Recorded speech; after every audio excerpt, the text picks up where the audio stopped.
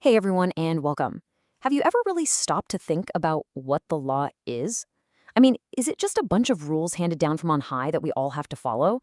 Or is it something deeper, something that's supposed to reflect our collective sense of right and wrong? Well, that's the big tension we're going to dig into today, and it's right at the heart of our entire legal system. So, right off the bat, we have to deal with this massive paradox. On the one hand, we're all taught obey the law. But on the other hand, we celebrate historical figures who became heroes by breaking the law for a moral cause. So, what happens when the legal thing to do just isn't the right thing to do? And this is the question that really forces you to pick a side, isn't it? It's a tough one. How you answer this says a whole lot about what you believe law is for. And it's the core conflict we're going to explore. Now, this is where it gets really interesting. Look at how Dr. Martin Luther King Jr. put it. He argued that breaking a law you know is unjust isn't being disrespectful at all. In fact, he said it's the highest form of respect for what the law is supposed to be. This idea that your conscience can sometimes overrule a written law is a massive part of a huge, centuries-old debate. So, this whole conflict really boils down to two major competing philosophies that have been duking it out for ages. Is the law just a command from a ruler, or is it meant to be an appeal to our shared conscience? And there's actually a name for this whole field of study. It's called jurisprudence. It's basically the philosophy of law, and it's the intellectual battleground where these exact questions are fought over. Understanding this gives us the map to the two main answers. And this chart lays out the two sides perfectly. On one side, you've got legal positivism. This is the law as command idea. If a recognized power, a sovereign, makes a rule, then it's law. Whether it's moral or not is a totally separate question. But then on the other side, you have natural law theory. This is the law as conscience side. It argues that for a law to be legitimate, it has to line up with some kind of universal moral code. If it's fundamentally unjust, then it's not a real law. So for positivists, it's all about one thing: authority.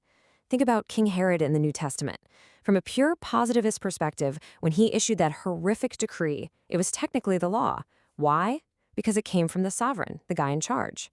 The law's validity and its goodness were two completely different things. Natural law theory is the complete opposite. It says, whoa, not so fast. It argues there's a higher standard that all laws have to meet, a universal sense of justice. This is the entire philosophy behind something like the U.S. Declaration of Independence, right? When it talks about unalienable rights, the idea is that we're born with these rights. They exist in nature. The government doesn't give them to us. Its job is to protect them. But of course, the conversation didn't just stop there. More recently, thinkers started to come along and poke holes in this whole framework. They started challenging the basic assumptions of both of these classic theories, adding some really critical new layers to the discussion. So, first up, you get critical legal studies, or crits for short. And they asked, hang on a second, is the law really neutral, or is it actually a tool that powerful people use to keep their power and wealth? Then, theories like ecofeminism came along and asked even more pointed questions, like whether our legal systems have a built-in bias that reinforces old patterns of domination, not just of people, but of the natural world itself. This quote from Anatole France, it just perfectly sums up the whole critical legal studies viewpoint. See, on the surface, a law that says no one can sleep under a bridge seems totally fair. It applies to everyone equally. But in reality, who is that law really going to affect?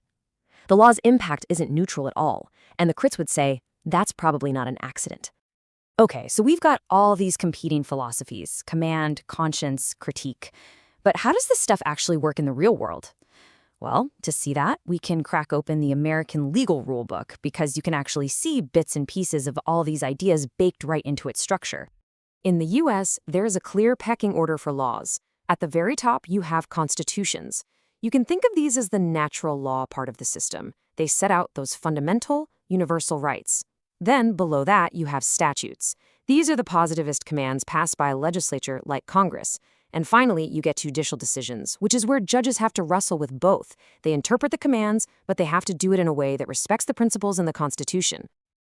You can even see this tension in the kinds of cases courts hear. Civil cases, they're mostly about sorting out disputes between regular people. But criminal cases are different. That's the government, the sovereign, enforcing its commands to keep society in order. And because someone's freedom, a core natural right, is on the line, the moral stakes are way higher. That's why the standard of proof has to be beyond a reasonable doubt. So, after all this, what's the really big takeaway here? I think it's this. The law isn't some dusty old book of rules that never changes. It's a living, breathing thing. It's the end result of all these philosophical arguments, political fights, and social movements. It's a process, not a final product. And that brings everything full circle, right back to where we started. If the law is shaped by human action, by constant debate, that means we're all a part of it. So I want to leave you with this question. Knowing that, what role should your own conscience, your personal feeling of what's right and wrong, play in helping to shape it?